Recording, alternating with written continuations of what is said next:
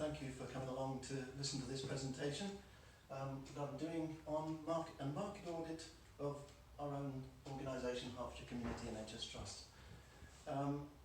There's a course of 15 slides, and at any time you could ask questions, or you can leave your questions to the end, but please don't be afraid to ask, and interrupt me even. Of course. Our first slide is the opening slide, and I've put up a strap line. Your culture is your brand. It's not the NHS, it's not the HCT strap line, but I think it's very relevant to us as a service industry, so it resonates. Our organisational overview is that we were incorporated in 2010 as a community NHS Trust. We employ 2,500 people. We're based in 45 sites across Hertfordshire, and we're commissioned to provide services to patients close or in their homes. Overall patient contacts in 2018-19 was 1.7 million, and of that, 65% of the service delivered is adult, and another 35% is children's and young adults. And our vision is outstanding services, healthier communities. Currently, the map of Hertfordshire here shows that we work county-wide. We have 7 community hospitals, having nearly 200 beds. We've got 8 community localities delivering services directly out to them, and 4 multi-service hubs now with adults and children's services operating it, from brand new pieces of kit, such as Hemel Hempstead, the Marlows, down to the really 1930s buildings in Waltham Cross, which really need revamping. Yeah. Before we go further, I just wanted to see, this is HCT's own strategy and outcomes document. It comes out of a document called the 5-Year Forward View, and it has as its vision, outstanding services, healthy communities, the vision we saw on the page before. The strategic objectives, of which there are 4, are outstanding quality and performance, joined up local care, best value, and great place to work. So they encompass all that HCT are trying to achieve. And then there's strategic outcome measures from that, which these are the measures that help us know whether we're on track or whether we need to progress even further. So this is very important to any organisation that's looking at where it's got to go and how it's going to get there. I next used McKinsey's 7 S's, which was a document. This was a structure brought out by a company in the 80s who basically wanted to understand how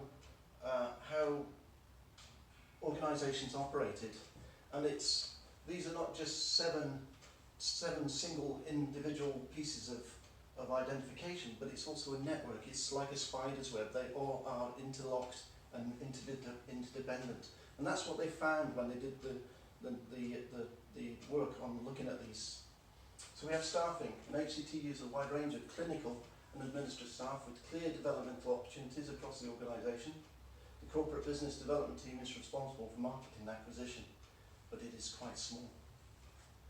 Strategy, the marketing strategy is not particularly evident in any of the documents I read, but the delivery strategy is shared across the organisation and is available on the Trust intranet. So it's called the HCT Delivery Plan. Further strategic aims come from the 5-Year Forward View, which again is on our intranet, so it's available to everybody to read, and is a document that our executives and senior managers use. Skills, the Trust has a learning and development team that maintain for each service an electronic library, professional and mandatory skills training.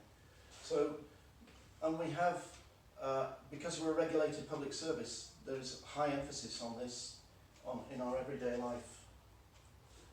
Systems, the marketing of HCT services is undertaken in a variety of ways. We have posters and flyers in healthcare facilities. We have access to the clinical commissioning group communications. We've even used radio for advertisements on recruitment and promotion. And we have targeted announcements in local, and even I think we've had announcements in magazines and like the HSJ, the Health Services Journal. We certainly have, yes, definitely. Shared values, HCT continues to work with and forms new partnerships with a wide range of health and social providers, charitable trusts, clinical commissioning groups, general practitioners and their federations, the acute and mental health trusts, of which there are 2 acute and 1 mental health trust in Hertfordshire, so we've a large pool to work within. And there's voluntary groups such as Age Concern, Hills, which is the independent living charity, and Macmillan for palliative care, which we're heavily involved in. It can be evidence to the loyalty to the NHS as a whole from the records of long service and forms part of executive strategic commitment to the business as one of our visions. The structure, the organisational structure can be best described as functional, with corporate departments and operational business units providing services for support and management. Communication can be problematic due to the widespread of services across the county, and delivery of the plan is maintained through individual team and service meetings with regular uplinks by video link and newsletter from the executive. All market and development opportunities are channeled through specific corporate teams and are not usually as widely spread out as standard information. Our style. HCG is trying hard to work towards a visionary style of management where emphasis is placed on the drive towards village visions and values. But there's a clash at times, because we're a public service, with this authoritarian style, which decrees what we need to do, where we need to go, which comes from the centre rather than us being able to organically or iteratively change. And it's more directive rather than motivational. We're losing that ability to offer up from within rather than being directed from above. Overall responsibility still sits with the CEO, who herself is a practicing nurse locally, so should understand and does understand the staff around her.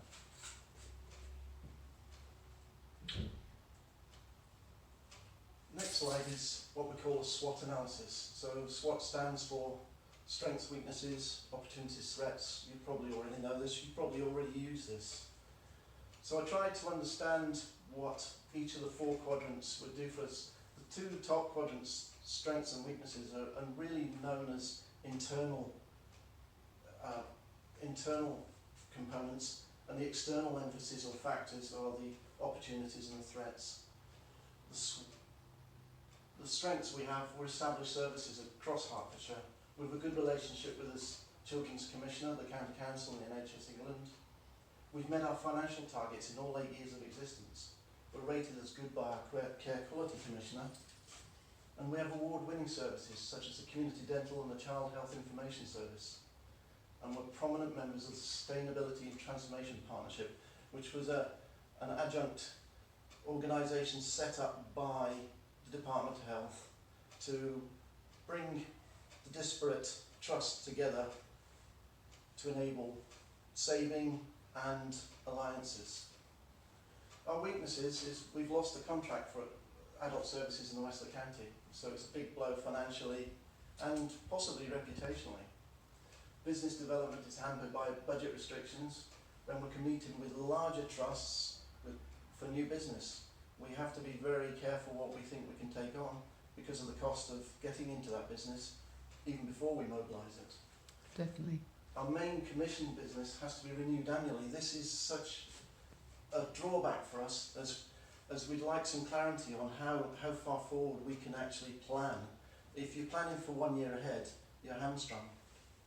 And as our close proximity to London, well, staff migration is easy, and we also have bigger trusts in London that are ready to pick us off if we're not careful. Our threats: larger trusts from London and the South East looking to expand.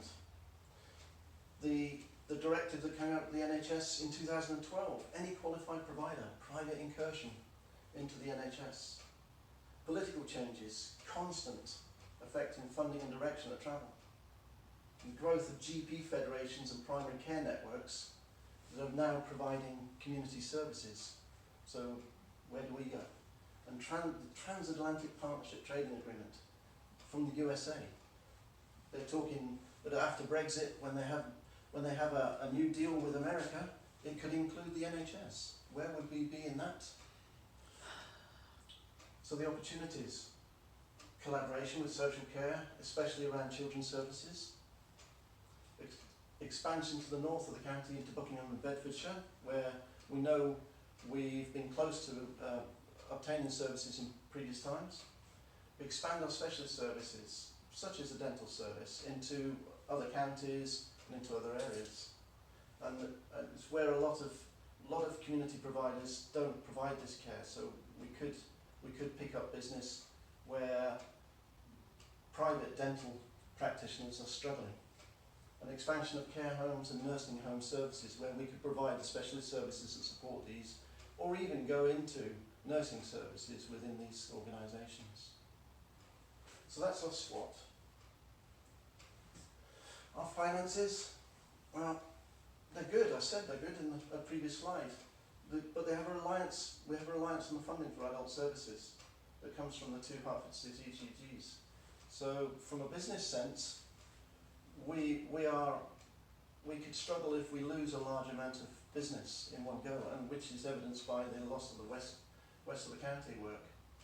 To balance the profile, it might be advantageous to grow the children's services. We also need to look at our corporate services, which represent 25% of the expenditure. A leaner structure is very necessary at this time. This does include estates, but it's still a heavy burden on a small trust. Very interesting.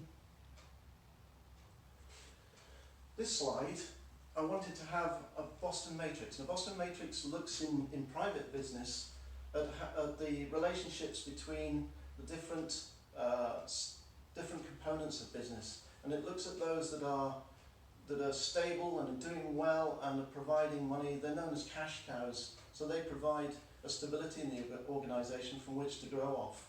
And then there are those that are the dogs, the ones that really we need to look closely at in terms of divesting.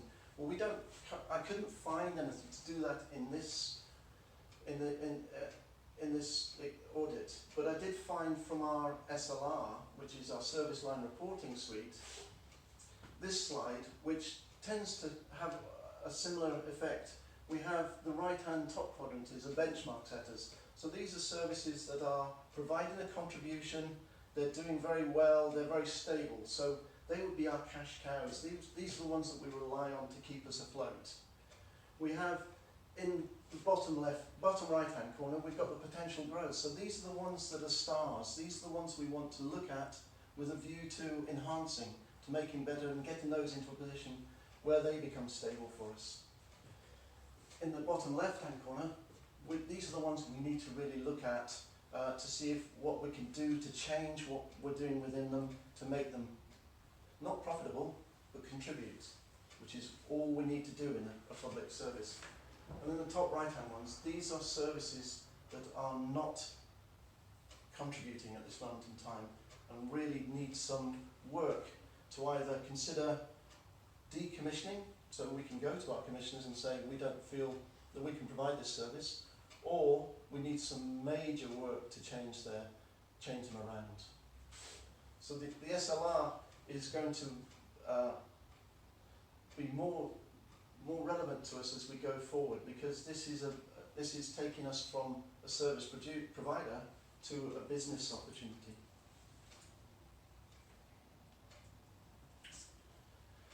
I then looked at the external environmental analysis, and this is called a PESTEL, and it stands for political, economic, social, technological, legal, and environmental. So, looking at the political environment, the NHS healthcare position is the envy of the world. We're the fourth largest employer.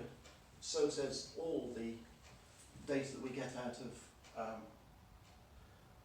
off the internet anyway. Prevention is not given enough funding, so avoidable conditions such as diabetes, obesity, strokes, heart problems could be better managed with community-based programs.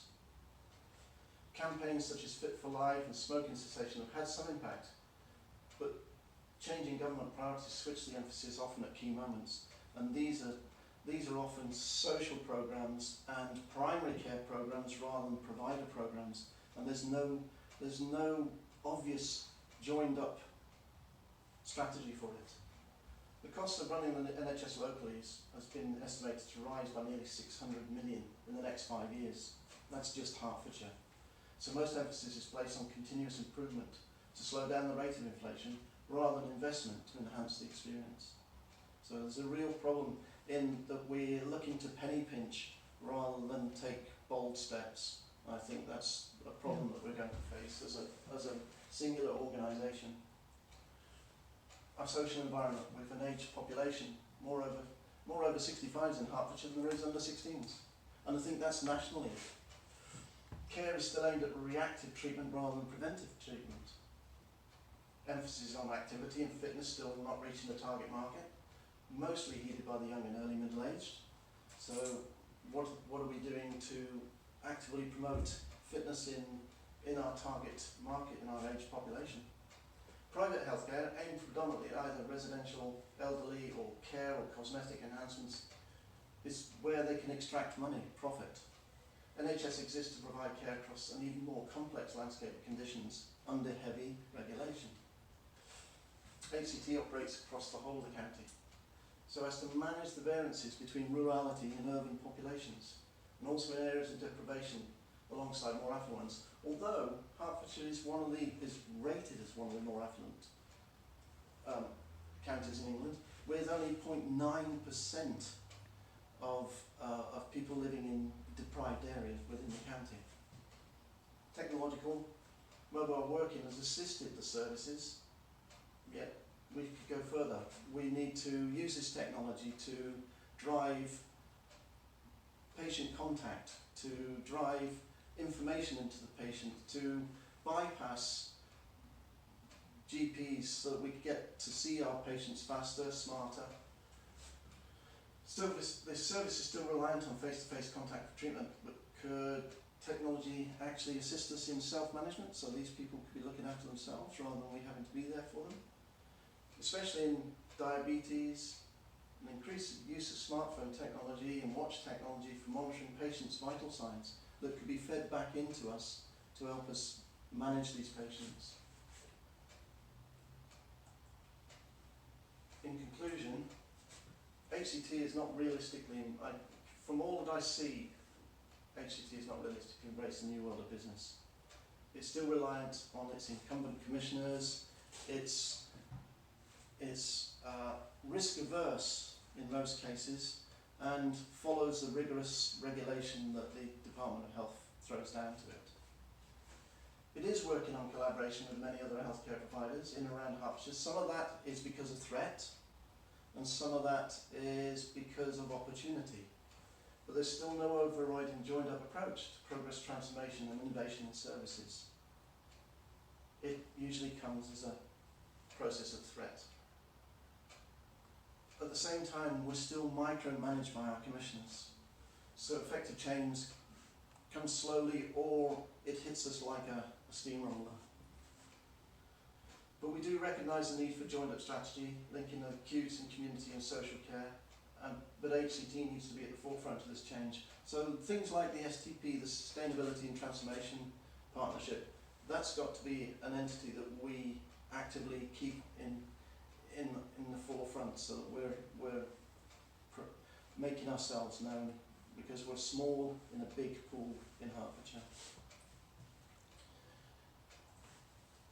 My recommendations from this: continued development of multi-service delivery hubs, so it's in communities, it gives a variety of aids treatment of a multi-complex set of conditions.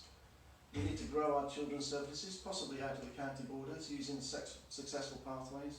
We know that we've moved into Bedfordshire and Milton Keynes and Luton with our child health services. Maybe there are other services that we can do. We know immunisations are now coming through, so that could be there. We could lobby Public Health England, who are part of NHS and local authority, to assist in the rollout of educational conditions treated that are preventable. We could use capital funding to enhance patient experience. We could transform our corporate services. This is an urgent and necessary need to make us more cost efficient and provide the accessible support we need to our clinical staff, because that's what we're there for.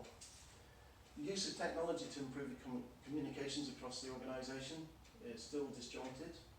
and increased use of technology to promote HCT and deliver service transformation information to patient groups. Those are just references. Do you have any questions for me? Thank you, David. To make sure that that this is real, I do need to just get my pad of paper. So I apologise for the fact that I'm just going to put the phone down just for a second while I actually get my pad of paper. So I'm still here. Thank you. Very clear, very good. Thank you. So back to recording. I apologise for that. The first question, David, from me is about why did you actually choose this particular project topic as your narrative? I feel it's very relevant, and I sit within a position within corporate services that I see all these things around about me, but I don't have the answers, so I need to. It's incumbent on me, I feel, to research and look at them. Thank you. Another question is about the key documents that you use to feed into the marketing audit stage. Okay. Can you go through that a little bit for me? So most of them came from our own organisation. So I could have used the Department of Health's website to find a lot of it, but it needs to be close to hand to recognise what we're doing. So we have a 5-year plan which works out in the Department of Health. So we've written that document. So the 5-year forward view is a very important document. I used our quality account to look at things that are going on. I looked at our annual report. So we provide an annual report, a very extensive annual report. It runs to 134 pages. So I used that. I used our internal documents like our Strategy and Resources Committee reports, which is very useful for the financial component of it. And it also aids us in telling us that we've met our targets for the last 8 years. So these are the sort of documents I was using. Sure. You've quite eloquently presented this to me, and it sounds as if actually you're very interested in this. But how challenging was it to actually make to make this marketing focused? Understanding marketing from within a service organisation is difficult because we have no reference point. We don't look at it from that point of view. We don't look at it as a business. So it was difficult to start with. Once I started, and one of the first things I did was a SWOT analysis to look at our strengths and weaknesses. Once I had that, it made more sense because it put it in terms of it wasn't just a piece of business. It was actually what are the things that are important to us and where do we need to go and what was causing the problems. So once I had that, it was much easier. What limitations do you think that you're likely to face in completion of a fuller marketing plan? I guess there's going to be opposition to the things I've said from more senior, if this were to be shared. I've also got to go and ask some of these more senior people for information and involvement, if you like. So there could be some opposition there. I think finding the right data that will give us a clear steer, an objective steer on where we need to go might be difficult, but I think it's there. It's just a lot of trawling through. And I need to understand the theory of marketing plans before I even try to go down that road. So those are the things, really. May I ask whether you plan to actually present this to anyone? Obviously, other than as part of your course. I've been asked by my line manager to present it at the next finance team meeting. Very good. So it's either at the team meeting or at an away day that we're due to have fairly soon. So very good. In all likelihood, I will present again. Yes. Very good. And given the opportunity to redo the piece of work, would there be anything that you would do differently? Yeah, almost certainly. Having done a SWOT, I should really have done a TOWS. So looking at the SWOT in a different angle. So the threats and opportunities. So looking at what the threats and how we turn those to opportunities and how we turn weaknesses to strengths. So looking at turn it on its head rather than just acknowledging where we've got problems and where we've got weaknesses, looking at how we turn those into a more positive environment. Thank you. Well, those are all the questions that I've got. I particularly liked the slide showing those services, because obviously I'm very interested in your presentation as well, which actually shows which services are more profitable than others, profitable in quotes. Yeah. And I might actually ask you for that slide if I might Sure, as well. Sure. I know that it's possibly a little outdated, but we can get it refreshed for you. Lovely. So that's not a problem. Thank you. And thank you very much for presenting to me today. Thank you. Thank you. Once again.